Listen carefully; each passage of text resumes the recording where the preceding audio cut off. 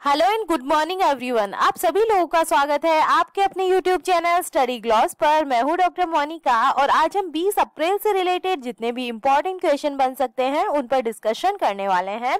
और क्वेश्चन से रिलेटेड जितने भी इम्पोर्टेंट फैक्ट होते हैं साथ में वो भी मैं आपको बताती हूँ। ये हमारा टेलीग्राम चैनल है, यहाँ पर आपको सारे क्विज अवेलेबल हो जाएंगे और इस लेक्चर की पीडीएफ भी आपको यहाँ मिल जाएगी। यह आपके लिए आज का मोटिवेशनल कोट है। कड़ी मेहनत आपको वहां पहुंचा देती है जहां अच्छी किस्मत शायद आपको पहुंचा दे। इसी मोटिवेशनल कोट के साथ में हम स्टार्ट करते हैं आज का सेशन। फर्स्ट क्वेश्चन है, which country has successfully sent Zhongxing 6D satellite into space? किस देश ने जोंग किसिंग 6D सैटेलाइट को सफलतापूर्वक अंतरिक्ष के अंदर भेजा है? तो ये भेजा है चाइना के द्वारा भेजा गया है। सी इसका करेक्ट आंसर होगा। और इस सैटेलाइट के बारे में हम इंपॉर्टेंट पॉइंट से समझ लेते हैं। तो 15 अप्रैल 2022 को दक्षिण पश्चिमी चीन के सिंचुआन प्रांत के जिचांग सैटेलाइट लॉन्च सेंटर से जोंग किसिंग 6D उपग्रह विस्फोट को ले जाने वाला एक लंबा मार्स 3B वाहन रॉकेट है। और ये जो सैटेलाइट है ये नियोजित कक्षा में प्रवेश कर लिया है और ये विश्वसनीय, स्थिर और सुरक्षित रेडियो और टेलीविजन प्रसारण और संचार सेवाएं प्रदान करने वाला है। और इस प्रक्षेपण ने लॉन्ग मार्च सीरीज कैरियर रॉकेट के लिए 415वें मिशन को चिन्हित किया है। तो ये जो सैटेलाइट है ये भेजा गया है चाइना के द्वारा। चाइना के बारे में हम बात करें तो China is located in the continent of Asia और इसकी जो कैपिटल है ये है बीजिंग। और यहाँ की करेंसी जो चलती है ये चलती है रेन मिनी बी। और यहाँ की जो प्रेसिडेंट है ये कौन है? शी जिनपिंग है। The name of the international border line between China and India, तो इसे क्या बोलते हैं? मैकमोहन लाइन के नाम से जानते हैं। और इसके अलावा हम चीन की बात करें तो चीन की जो सबसे लंबी नदी है यांगत्से, जिसकी जो लंबाई है ये 6300 किलोमीटर है और ये एशिया की सबसे लंबी नदी है। और कागजी मुद्रा जारी करने वाला जो विश्व का पहला देश बना है ये भी चाइना है। और जो सीमा सबसे ज्यादा देशों के साथ लगती है ये भी चाइना की लगती है। तो 14 जो कंट्रीज है 14 कंट्रीज के साथ में इसकी सीमा लगती है। सेकेंड नंबर क्वेश्चन है, according to the report release by the World Bank during the year 2011 to 2019, what percentage has been recorded in extreme poverty in India? विश्व बैंक द्वारा जारी रिपोर्ट के अनुसार वर्ष 2011 से 2019 के दौरान भारत में अत्यधिक गरीबी में कितने प्रतिशत की गिरावट दर्ज की गई है? तो ये दर्ज की गई है 12.3% की। 20 का करेक्ट आंसर है। डिटेल से बात करें तो विश्व बैंक की रिपोर्ट के अकॉर्डिंग भारत में 8 साल में 12.3% की गिरावट इसके अंदर दर्ज की गई है। और शहरी क्षेत्रों के मुकाबले ग्रामीण क्षेत्रों में गरीबी तेजी से कम हुई है। और ये जो जानकारी है ये विश्व बैंक पॉलिसी रिसर्च के वर्किंग पेपर में दी गई है। और इस रिपोर्ट के अकॉर्डिंग साल 2011 में अत्यंत गरीबी 22.5% थी, जो साल 2019 में 10.2% हो गई है। 2011 से 2015 के बीच की बात करें तो जो ग्रामीण गरीबी है ये 26.3% से घटकर 21.9% पर आ गई है। और इस तरह इसमें 4.4% की जो गिरावट है ये देखी गई है। पॉवर्टी इन अर्बन एरियाज की हम बात करें तो जो शहरी गरीबी की बात करें तो ये जो साल है 2011 में 14.2% थी, जो 2015 में 12.9% रह गई है। वर्ल्ड बैंक से रिलेटेड बात हो रही है तो वर्ल्ड बैंक के बारे में हम जान लेते हैं। ये एस्टेब्लिश हुआ था जुलाई 1944 के अंदर। इसका जो हेडक्वार्टर है ये आपको वॉशिंगटन डीसी के अंदर मिलेगा। और इसकी जो प्रेसिडेंट है ये है डेविस मालपास। और इसके एमडी एंड सीएफओ कौन है? अंशुला कांत है। थर्ड नंबर क्वेश्चन है, when is world heritage day 2022 celebrated? विश्व धरोहर दिवस 2022 कब मनाया गया है? तो ये मनाया जाता है 18 अप्रैल को। ए इसका करेक्ट आंसर होगा। डिटेल से बात करें तो संयुक्त राष्ट्र हर साल 18 अप्रैल को विश्व धरोहर दिवस के रूप में मनाता है। और ये जो दिन है ये मानव धरोहर को संरक्षित करने और इसके लिए काम करने वाले संगठनों के प्रयासों को पहचानने के लिए ये जो डे है ये सेलिब्रेट किया जाता है। स्मारक और प्राचीन इमारतें दुनिया के लिए एक संपत्ति है और वे राष्ट्र की समृद्ध विरासत के लिए बनाते हैं।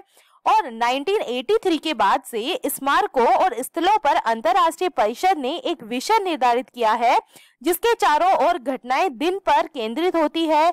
और विश्व धरोहर दिवस 2022 का जो विषय रखा गया है, थीम रखी गई है, ये रखी गई है हेरिटेज एंड क्लाइमेट, धरोहर और जलवायु इस बार की थीम रखी गई है। और भारत के अंदर टोटल 3691 स्मारकों और स्थलों का घर है। इनमें से 40 को यूनेस्को की विश्व धरोहर स्थलों के रूप में नामित किया गया है, जिसमें ताजमहल, अजंता गुफाएं और एलोरा गुफाएं इसके अंदर शामिल है। विश्व धरोहर स्थलों में असम में कांजीरंगा राष्ट्रीय उद्यान जैसे प्राकृतिक स्थल भी शामिल है। और यूनेस्को की हम बात करें तो ये इसका फॉर्मेशन हुआ था 4 नवंबर 1946 के अंदर। इसका हेडक्वार्टर आपको पेरिस, फ्रांस के अंदर मिलेगा और इसके डायरेक्टर जनरल है Andrew Azoulay. International council of monuments and sites की बात करें तो इसका हेडक्वार्टर आपको पेरिस, फ्रांस के अंदर ही मिलेगा और ये एस्टेब्लिश हुआ था 1965 के अंदर। 4 नंबर क्वेश्चन है, where will India's first international skill centre be set up to train youth? युवाओं को प्रशिक्षण देने के लिए भारत का पहला अंतरराष्ट्रीय कौशल केंद्र कहां स्थापित किया जाएगा? तो ये किया जाने वाला है भुवनेश्वर, ओडिशा के अंदर। ए इसका करेक्ट आंसर है।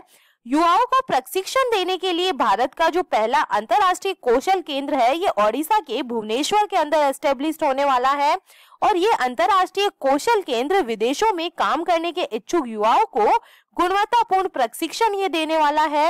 और इसके लिए राष्ट्रीय कौशल विकास निगम और कौशल विकास संस्थान के बीच में एक समझौता हुआ है। और इस केंद्र में मोबिलाइजेशन, परामर्श, कौशल प्रशिक्षण, विदेशी भाषा प्रशिक्षण, रोजगार और आव्रजन और रोजगार के बाद समर्थन जैसी सेवाएं इसके अंदर दी जाएगी। चलिए इंडियाज फर्स्ट की बात हो रही है तो टॉप 5 इंडियाज फर्स्ट को हम रिवाइज कर लेते हैं। Where will India's first biomass based hydrogen plant be set up? तो ये कहाँ पे बनने जा रहा है? खंडवा, मध्य प्रदेश के अंदर बनने जा रहा है। Which has become the first union territory of the country to be integrated with the national single window system? तो जो राष्ट्रीय एकल खिड़की प्रणाली के साथ एकीकृत होने वाला देश का पहला केंद्र शासित प्रदेश कौन सा बना है? तो ये बन गया है जम्मू एंड कश्मीर बन गया है। Which organization has launched India's first AI-based job platform स्वराज्यबिलिटी for person with disabilities? तो जो विकलांग व्यक्तियों के लिए भारत का पहला AI आधारित जॉब प्लेटफॉर्म है जिसका नाम है स्वराज्यबिलिटी, इसको किस संस्था ने लॉन्च किया है? तो ये लॉन्च किया गया है IIT हैदराबाद के द्वारा। Which has been declared as India's first other area based conservation measure? Bharat का पहला अन्य क्षेत्र आधारित संरक्षण उपाय किसे घोषित किया गया है? तो ये घोषित किया गया है जो अरावली बायोडाइवर्सिटी पार्क है गुरुग्राम, इसको किया गया है। India's first geological park will be built in which state? Bharat का पहला भूवैज्ञानिक पार्क किस राज्य के अंदर बनाया जाएगा? तो ये जबलपुर, मध्य प्रदेश के अंदर बनने जा रहा है। 5 नंबर क्वेश्चन है, where did PM Narendra Modi unveil the 108 feet tall statue of lord Hanuman ji? PM Narendra Modi ने भगवान हनुमान जी की 108 फीट ऊंची प्रतिमा का अनावरण कहां पे किया है? तो ये किया गया है गुजरात के अंदर। सी इसका करेक्ट आंसर होगा। जो भारत के प्रधानमंत्री है नरेंद्र मोदी जी, इन्होंने हनुमान जयंती के अवसर पर वीडियो कॉन्फ्रेंसिंग के थ्रू बापू केशवानंद जी आश्रम में गुजरात के मोरबी में भगवान हनुमान जी की 108 फीट की जो प्रतिमा है इसका अनावरण किया है। और ये जो स्टेच्यू है ये हनुमान जी 4 धाम परियोजना के तहत देश भर में चारों दिशाओं में बन रही है और 4 प्रतिमाओं में ये दूसरे नंबर की है। हनुमान जी की जो पहली ऐसी भव्य प्रतिमा का जो उद्घाटन है ये 2010 में हिमाचल प्रदेश के शिमला में उत्तर में किया गया था और मोरबी की मूर्ति पश्चिम में स्थापित की गई है। तो ये कौन सी है? 2nd नंबर की है। और तीसरी जो प्रतिमा है ये दक्षिण के अंदर तमिलनाडु के रामेश्वर में स्थापित की जाएगी। इसी तरह पश्चिम की बात करें तो बंगाल में पूर्व में अंतिम प्रतिमा, ये 4थे नंबर की जो प्रतिमा है, स्टेचू है, ये लगाई जाएगी। Top 5 question related to Gujarat state हम बात करें तो where will the defence exhibition 2022 be organise? तो ये कहाँ पे होने वाला है? गांधीनगर, गुजरात के अंदर होने वाला है। Where will the first bullet train station in India be built by 2024? तो ये कहाँ जो है बिल्ट हो रहा है, बन रहा है? पहला जो बुलेट ट्रेन स्टेशन है ये सूरत, गुजरात के अंदर बनाया जा रहा है। India's first digital justice clock is installed in the high court of which state? तो ये भी गुजरात है। The name of Kevadia railway station of Gujarat has been change to what is the new name? तो न्यू नेम रखा गया है Ekta Nagar railway station. where government has launched student startup and innovation policy 2.0। तो ये भी कहाँ पे चलाई जा रही है? गुजरात के अंदर चलाई जा रही है। 6 नंबर क्वेश्चन है, which anniversary of national agriculture market is celebrated on 14 अप्रैल 2022। 14 अप्रैल 2022 को राष्ट्रीय कृषि बाजार की कौन सी वर्षगांठ बनाई गई है? तो ये बनाई गई है 6 नंबर की। 20 का करेक्ट आंसर होगा।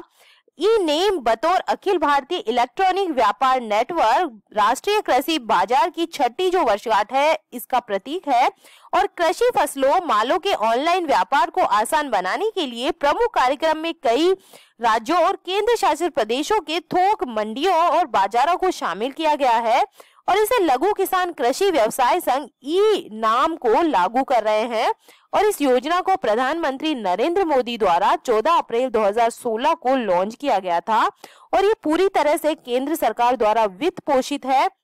हम इसके बारे में बात करें ई नाम के बारे में तो राष्ट्रीय कृषि बाजार एक अखिल भारतीय इलेक्ट्रॉनिक व्यापार प्रणाली है। मतलब इसकी जो फुल फॉर्म होती है ये होती है इलेक्ट्रॉनिक नेशनल एग्रीकल्चर मार्केट, इसकी फुल फॉर्म है, जो मौजूदा एपीएमसी मंडियों को एक एकीकृत राष्ट्रीय कृषि उत्पाद माल बाजार बनाने के लिए जोड़ती है और भारत सरकार के कृषि और किसान कल्याण मंत्रालय के तहत लघु किसान कृषि व्यवसाय संघ ई नाम को लागू करने वाली प्रमुख एजेंसी है। और ऑब्जेक्टिव्स के बारे में हम इसके बारे में बात करें तो किसान ई नाम प्लेटफॉर्म पर एक ऑनलाइन प्रतिस्पर्धी और पारदर्शी मूल्य खोज पद्धति के माध्यम से अपनी उपज बेच सकते हैं जो उनके लिए अधिक विपणन संभावनाओं को प्रोत्साहित करता है। किसान ई नाम साइट पर अपनी उपज को पंजीकृत करने और बेचने के लिए क्या होते हैं? स्वतंत्र होते हैं। 7 नंबर क्वेश्चन है, which state has become the first to develop migration tracking system app? Migration tracking system app विकसित करने वाला पहला राज्य कौन सा बना है? तो इसका करेक्ट आंसर होगा महाराष्ट्र बना है। ए इसका करेक्ट आंसर है। डिटेल से बात करें तो महाराष्ट्र गवर्नमेंट ने संवेदनशील मौसमी प्रवासी कामगारों की आवाजाही को मैप करने के लिए एक वेबसाइट आधारित माइग्रेशन ट्रैकिंग सिस्टम एप्लीकेशन को डेवलप किया है और राज्य सरकार के महिला और बाल विकास विभाग ने पिछले साल नवंबर में गढ़चिरौली, चंद्रपुर, अमरावती, जालना, पालघर, नंदुरबार सहित उच्च आदिवासी आबादी वाले 6 जिलों में इसे पायलट प्रोजेक्ट के रूप में लॉन्च किया था और एमटीएस परियोजना की परिकल्पना एकीकृत बाल विकास सेवाओं जैसे पोषण आपूर्ति, टीकाकरण और स्वास्थ्य जांच आदि की निरंतरता को बनाए रखने के लिए की गई है। चलिए महाराष्ट्र से रिलेटेड क्वेश्चन है तो महाराष्ट्र के बारे में जो इम्पोर्टेंट फैक्ट है ये अपन जान लेते हैं। The 14th edition of Hunar Haat took place in Mumbai. Maharashtra has launched a scheme to give personal loan to prisoners. Indian Army along with Maharashtra Police conducted सुरक्षा कवच 2 एक्सरसाइज। जो Indian army है और जो Maharashtra police है दोनों ने मिलके एक जो सुरक्षा कवच जो एक्सरसाइज है ये कंडक्ट करवाई है। RIL open India's largest business and culture centre in Mumbai. तो ये कहाँ पे ओपन हुआ है? मुंबई के अंदर हुआ है। Rajni Seth become the new director general of police of Maharashtra. Statue of Chhatrapati Shivaji Maharaj unveiled in Pune. तो ये जो एक्स्ट्रा फैक्ट है ये आप ध्यान रखिएगा महाराष्ट्र से रिलेटेड। 8 नंबर क्वेश्चन है, which country has suspended agriculture imports from India? किस देश ने भारत से कृषि आयात को निलंबित किया गया है? तो ये किया गया है इंडोनेशिया को। ए इसका करेक्ट आंसर है। इंडोनेशिया ने नई दिल्ली के अधिकारियों द्वारा खाद्य सुरक्षा का मूल्यांकन करने वाली प्रयोगशालाओं को पंजीकृत करने और विश्लेषण के प्रमाण पत्र जारी करने में विफलता का हवाला देते हुए भारत से कृषि उत्पादों के आयात को रोक दिया है, जिससे अनाज निर्यातकों में चिंता पैदा हो गई है। अगले कृषि संग्रोध केंद्र के प्रमुख को एक आदेश में इंडोनेशियाई कृषि मंत्रालय ने कहा है कि भारत से ताजे भोजन की सुरक्षा का परीक्षण करने और COA जारी करने के लिए मान्यता प्राप्त प्रयोगशालाओं के उनके अधिकार को रद्द कर दिया गया है और मंत्रालय के अनुसार प्रयोगशालाओं द्वारा जारी COA यह दर्शाता है कि 2019 में प्रमाणित पौधों की उत्पत्ति के ताजा भोजन के स्पष्ट निर्यात को मान्यता नहीं दी जाएगी। हालांकि 24 मार्च को या उससे पहले जारी किए गए प्रमाण पत्र वैध होंगे और इंडोनेशिया भारत से चीनी, गेहूं, चावल, मक्का, मिर्च, मूंगफली, प्याज का आयात करता है। इसीलिए निर्यातक मौजूदा स्थिति को लेकर चिंतित है। पिछले सीजन में इंडोनेशिया ने भारत के चीनी निर्यात में लगभग 30% का योगदान दिया, जो 30 सितंबर 2021 को क्या हो गया, समाप्त हो गया। 9 नंबर क्वेश्चन है, who will launch the national data and analytic platform? कौन राष्ट्रीय डेटा और एनालिटिक प्लेटफॉर्म लॉन्च करेगा? तो ये लॉन्च करेगा नीति आयोग। सी इसका करेक्ट आंसर है। डिटेल से बात करें तो मई के अंदर नीति आयोग ने राष्ट्रीय डेटा और एनालिटिक प्लेटफॉर्म लॉन्च करने की योजना बनाई है, जो उपयोगकर्ता के अनुकूल तरीके से सरकारी डेटा देगा और डेटा संचालित निर्णय लेने और अनुसंधान को प्रोत्साहित करेगा। प्लेटफॉर्म जिसकी कल्पना 2020 के अंदर की गई थी और इसका जो उद्देश्य है, ये सरकारी स्रोतों में डेटा को मानकीकृत करना और लचीला विश्लेषण प्रदान करना है, जो उपयोगकर्ताओं को कई डेटा सेट का उपयोग करके आसानी से डेटा का विश्लेषण करने की अनुमति देता है। और स्टार्टिंग के टाइम पोर्टल के अंदर 46 से अधिक मंत्रालयों के 200 डेटा सेट होंगे और फ्यूचर के अंदर नए डेटा सेट को ग्राम स्तर तक अपलोड किया जाएगा।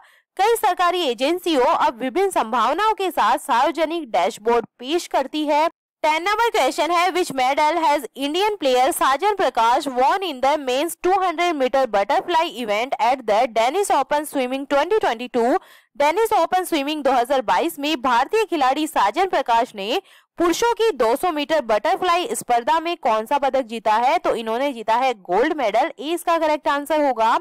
शीर्ष भारतीय तैराक साजन प्रकाश ने डेनमार्क के कोपेनहेगन में दानिश ओपन स्विमिंग मीट में पुरुषों की 200 मीटर बटरफ्लाई में के अंदर स्वर्ण पदक जीता है और 16 वर्षीय वेदांत माधवन ने पुरुषों की 1500 मीटर फ्री स्टाइल स्पर्धा में रजत पदक इन्होंने जीता है, जो अभिनेता आर माधवन के बेटे हैं, जिन्होंने 10 तैराक के फाइनल में 15.57.86 के समय के साथ दूसरा स्थान इन्होंने हासिल किया है। इंडियन रेलवे के अंदर चलिए top 5 questions related to sports award हम बात कर लेते हैं, रिवाइज कर लेते हैं। Which player has won the title of formula 1 race Saudi Arabia grand prix 2022? तो ये जीता है मैक्स वर्स्टैपेन के द्वारा। Who has won the title of Abdullah Khan heritage hockey cup 2022? तो ये किसे मिला है? इंडियन रेलवे को मिला है। Who has won the women's single title in Swiss Open Super 300 badminton tournament 2022? तो ये किसने जीता है? पीवी सिंधु के द्वारा जीता गया है। Who has won the title of 19th Asian Billiards Championship 2022? तो ये जीता है पंकज अडवाणी के द्वारा। Session 8 title of pro kabaddi league which team has won? तो ये किसने जीता है? दबंग दिल्ली के द्वारा ये जीता गया है। चलिए 19 अप्रैल के जो एमसीक्यू है उन्हें हम जल्दी से रिवाइज कर लेते हैं। फर्स्ट क्वेश्चन है, पुरुष FIH हॉकी विश्व कप 2023 कहाँ आयोजित होने वाला है? तो ये होने वाला है भुवनेश्वर ओडिशा के अंदर। डी इसका करेक्ट आंसर होगा। सेकंड नंबर क्वेश्चन है, किस राज्य सरकार ने 14 अप्रैल को समानता दिवस के रूप में मनाने की घोषणा की है?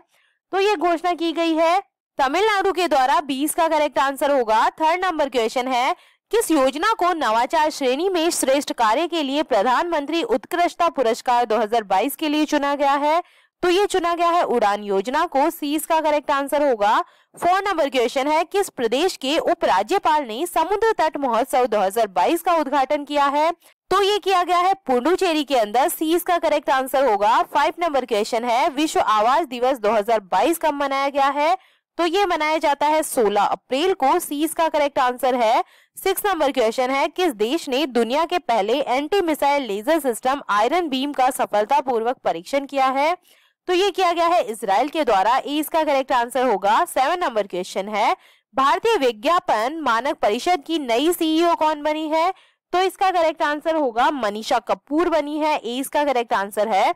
8 नंबर क्वेश्चन है, अंतर मंत्री स्तरीय समन्वय समूह की पहली बैठक की अध्यक्षता किसने की है? तो इसका करेक्ट आंसर होगा हर्षवर्धन श्रृंगला के द्वारा की गई है। ए इसका करेक्ट आंसर है। 9 नंबर क्वेश्चन है, सड़क दुर्घटनाओं की तत्काल जानकारी प्रदान करने के लिए EDAR पोर्टल को किसने लॉन्च किया है? तो ये लॉन्च की गई है ministry of roads transport and highways के द्वारा। 20 का करेक्ट आंसर होगा। 10 नंबर क्वेश्चन है, किसने देश के छात्रों को एक साथ 2 डिग्री करने की अनुमति दी है? तो ये मिली है UGC के द्वारा। सी इसका करेक्ट आंसर है।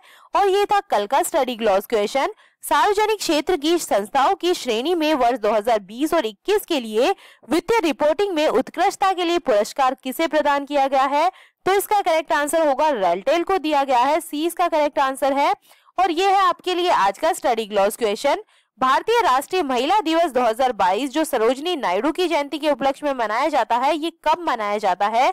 तो इसका आंसर आप मुझे कमेंट सेक्शन में दीजिएगा। ये हमारा टेलीग्राम चैनल है, यहाँ पर आपको सारे क्वेश्चन क्विज के फॉर्मेट में अवेलेबल हो जाएंगे और इस लेक्चर की पीडीएफ भी आपको यहाँ मिल जाएगी। आई होप आपको ये सेशन पसंद आ रहा होगा। अगर पसंद आ रहा है तो इसे लाइक कीजिए, अपने दोस्तों के साथ में शेयर कीजिएगा। तो चलिए मिलते हैं हम एक नए सेशन के साथ में। Thank you.